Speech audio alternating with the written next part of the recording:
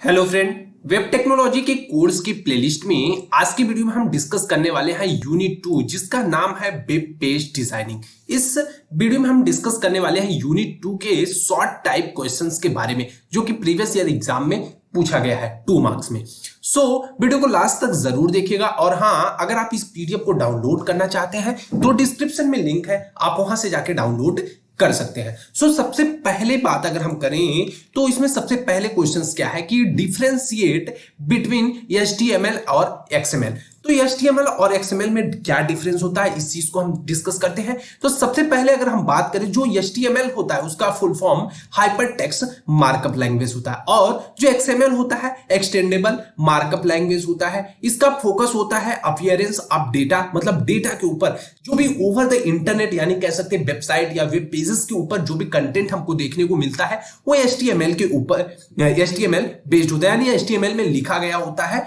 और जो एक्सएमएल का मेन पर्पस होता है focus on the transport the data and saving the data, मतलब डेटा को एक जगह से दूसरे जगह तक ट्रांसपोर्ट करना और उसको सेव करना इन द मेमोरी या फिर कह सकते हैं ओवर द सर्वर। तो उसको क्या करते हैं, एक्सएमएल की यूज हम करते हैं। जो एचटीएमएल होता है स्टैटिक होता है, बिकॉज ये क्या करता है कि मेन फंक्शन प्रोवाइड करता है जो भी डिस्प्ले ऑफ द डेटा, मतलब किसी भी डेटा को डिस्प्ले करने का काम करता है। एक्सएमएल क्या होता है, डायनेमिक होता है, because it is use to transport the data, मतलब ये डेटा को क्या करता है डेटाबेस के अंदर स्टोर करने के लिए यूज किया जाता है। एचटीएमएल क्या होता है, हमारा नॉट मतलब केस सेंसिटिव नहीं होता है, ये छोटा मतलब स्मॉल और कैपिटल दोनों लेटर लिखे तो इसमें कोई भी एरर जैसी कोई चीज नहीं आने वाली है। तो और इसमें क्या कर रहा है कि लेकिन जो एक्सएमएल होता है एक केस सेंसिटिव होता है, इसमें अपर और लोअर केस की need to be keep in the mind while the coding, मतलब जब भी हम कोडिंग कर रहे हैं तो उसमें अपर और लोअर केस का हमें ध्यान में रखना है। उसके बाद कह रहा है कि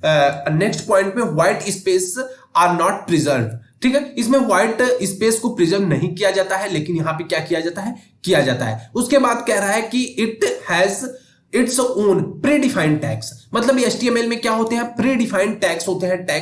टैग के बारे में बात करें तो कुछ जैसे बेसिक टैग के बारे में बात करें, जैसे हो गया बी टैग हो गया, यानी बोल्ड टैग हो गया, ठीक है, यू टैग हो गया, अंडरलाइन के लिए हो गया, ठीक है, बोल्ड हो गया, ठीक है। इस तरह से कई टैग्स हैं, ठीक है। तो क्या होते हैं, प्री डिफाइन होते हैं, और इसमें नेसेसरी नहीं है कि हम क्लोजिंग टैग लगाएं। जैसे पी टैग हमने लगाया मतलब पैराग्राफ टैग, अब हम जरूरी नहीं है कि इसको क्लोज करें। अगर हम क्लोज नहीं करते हैं तो इसके बाद जितने भी कंटेंट लिखेंगे उसके ऊपर क्या करता है, पैराग्राफ टैग मतलब पैराग्राफ की प्रॉपर्टीज अप्लाई हो जाती है। लेकिन यहां पे क्या होता है कि इसमें हमें खुद से टैग को डिफाइन करना पड़ता है अपने रिक्वायरमेंट के हिसाब से, और क्लोजिंग टैग आर मैंडेटरी, मतलब जो भी क्लोजिंग टैग होते हैं इसमें मैंडेटरी होते हैं। ऐसा नहीं कि बिना क्लोजिंग टैग हम लगाए काम चल जाएगा। और एचटीएमएल में क्या होता है कि स्मॉल एरर अगर आता है कोडिंग के दौरान, अगर हमसे कुछ चीजें मिस हो जाती हैं या फिर एरर होती हैं तो क्या करता है, उसको इग्नोर करता है और आउटपुट शो करता है। लेकिन इसमें क्या होता है कि अगर छोटा भी एरर है तो फाइनल आउटकम को नहीं शो करता, यानी आउटपुट को नहीं दिखाता, एरर शो करता है। यहां क्या रहा है कि नो लेंथी डॉक्यूमेंट, यहां लेंथी डॉक्यूमेंट नहीं होता है, और यहां पे डॉक्यूमेंट में भी लार्ज डॉक्यूमेंट काफी बड़ा हो सकता है, क्योंकि डेटा को स्टोर करने की बात है तो यहां पे डॉक्यूमेंट लार्ज होने की पॉसिबिलिटीज है। अब आगे कह रहा है कि राइट एचटीएमएल कोड, ठीक है, कह रहा है कि एक एचटीएमएल कोड लिखो insert image on A web page. ये ठीक है, ये क्वेश्चन प्रीवियस ईयर में पूछे गए एग्जाम में है। तो अब अगर बात करें कि राइट कोड हमें करना है कि किसी भी इमेज को इंसर्ट करना है एक वेब पेज के अंदर, तो उसको किस तरह से कोड लिखेंगे। सबसे पहले लिखने के लिए हमें क्या इमेज टैग का यूज करना होगा, या साथ ही मतलब सोर्स का यूज करना, एट्रीब्यूट का यूज करना पड़ेगा, जहां भी लोकेशन है, मतलब हमारा इमेज कहां पे स्टोर है, किस प्लेस पे। तो उसके लिए जैसे अगर हम बात करें सिंपल्स क्या होता है, कुछ इस तरह से इमेज या सीआर, या यहां इमेज का हमने पाथ दे दिया अल्ट क्या करता है कि अल्टर, मतलब अगर इमेज शो नहीं होता ड्यू टू एनी प्रॉब्लम या कह सकते हैं इंटरनेट इशू की वजह से, तो वहां पे हम क्या कर सकते हैं, डिस्क्रिप्शन ऑफ इमेज, मतलब किस चीज का इमेज है उसके डिस्क्रिप्शन को हम डिफाइन कर सकते हैं।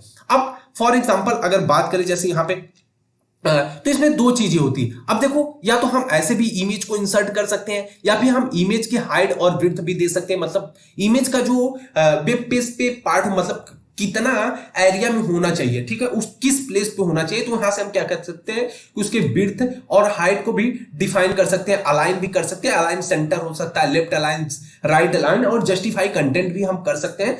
कई पार्ट होते हैं इसमें, ठीक है, मतलब सारी चीजें उसी तरह से होती हैं। तो ये क्वेश्चन हो गया। आगे कह रहा है कि describe the advantage of CSS. CSS के क्या एडवांटेज है?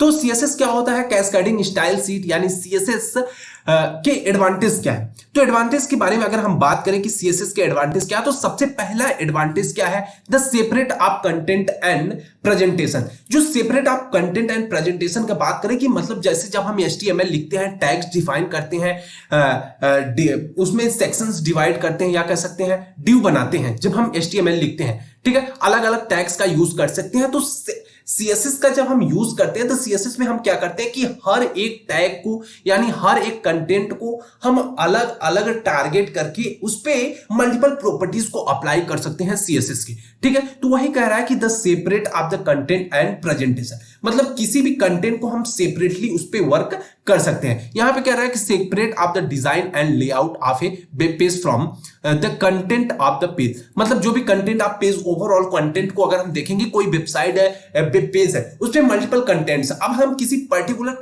कंटेंट के ऊपर कोई प्रॉपर्टीज अप्लाई करना चाहते हैं तो हम कर सकते हैं with the help of CSS. तो सीएसएस का है एडवांटेज है। उसके बाद कह रहा है कि कंसिस्टेंसी क्या होती है? कह रहा है कि डिजाइन स्टाइल एंड फॉर्मेटिंग, कह रहा है कि design style and formatting once and apply them the multiple pages. अगर कह रहा है कि हम एक बार किसी भी एलिमेंट, अगर मान लो हमारे मल्टीपल वेब पेजेस है, ठीक है, अब एक पेज में हमने कोई इमेज लगाया है, ठीक है, और वही इमेज, या कह सकते हैं उसी तरह की इमेज हमने क्या की है कि दूसरे पेजेस में भी यूज की है। तो अब हम अगर इस पेज पे जो भी प्रॉपर्टीज अप्लाई कर रहे हैं वो सेम प्रॉपर्टीज हम इस पे भी अप्लाई कर सकते हैं, अगर एक बार हमने इसको डिफाइन कर लिया तो वही कह रहे हैं कि जैसे इसमें क्या होते हैं कि सेलेक्टर्स होते हैं, मल्टीपल सेलेक्टर्स का यूज करके हम कर सकते हैं। तो वही कह रहा है कि जो भी कंसिस्टेंसी क्या होती है कि डिफाइन करता है कि स्टाइल एंड फॉर्मेटिंग, अगर एक बार हम इस चीज को डिफाइन कर लेते हैं, डेवलपर द्वारा डिफाइन कर लिया जाए, तो हम उसको मल्टीपल पेजेस में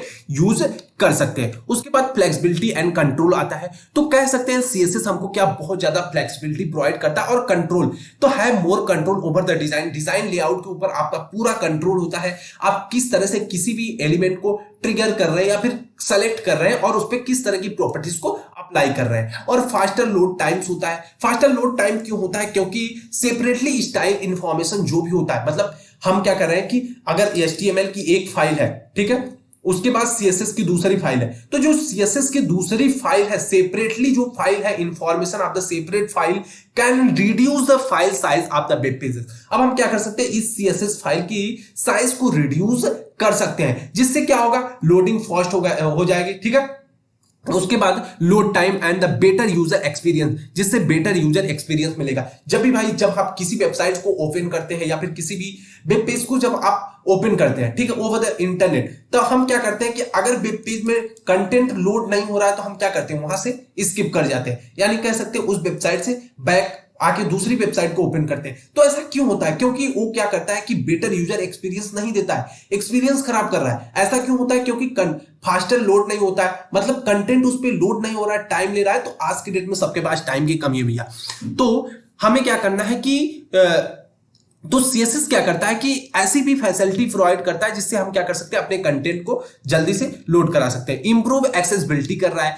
तो जो CSS होता है क्या कर रहा है कि separate content and design can be help improve accessibility, मतलब कह सकते हैं इसका एक्सेस बहुत आसान होता है करना, ठीक है। उसके बाद कंपैटिबिलिटी होता है। कंपैटिबिलिटी का मतलब क्या होता है कि जो CSS हमारा है ये मल्टीपल जितने भी सपोर्ट करता है, मॉडर्न वेब ब्राउजर है सबको सपोर्ट करता है, और widely use tool for the web development, और वेब डेवलपमेंट में सबसे ज्यादा यूज होने वाला जो टूल है वो CSS है, ठीक है, CSS, क्योंकि ये सारे वेब ब्राउजर्स को सपोर्ट करता है, जितने भी मॉडर्न वेब ब्राउजर है। पहले के ब्राउजर को हम बात नहीं कर रहे हैं, जो नए नए ब्राउजर्स है, मॉडर्न है, जिनका ज्यादातर यूज होता है, उन सबको ये सपोर्ट करता है। अब आगे अगर हम बात करें, क्वेश्चन कर रहा है कि write a program and external style sheet with CSS।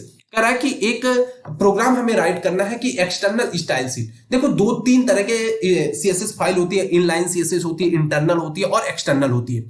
तो इनलाइन सीएसएस क्या होती है, जिसको हम एचटीएमएल पेज में लिखते हैं। उसके बाद इंटरनल होती है जिसको एचटीएमएल पेज में ही डिफाइन करते हैं लेकिन एक अलग सेक्शन में। और एक एक्सटर्नल होता है जिसमें क्या करते हैं कि एक सीएसएस की अलग फाइल बनती है, जहां पे इसका एग्जांपल हम देखते हैं किस तरह से होता है। ठीक है, यहां पे हमने डॉक टाइप डिफाइन किया, एचटीएमएल हो गया, इसका हेड हो गया, हेड में हमने क्या टाइटल दिया, टाइटल में हो गया।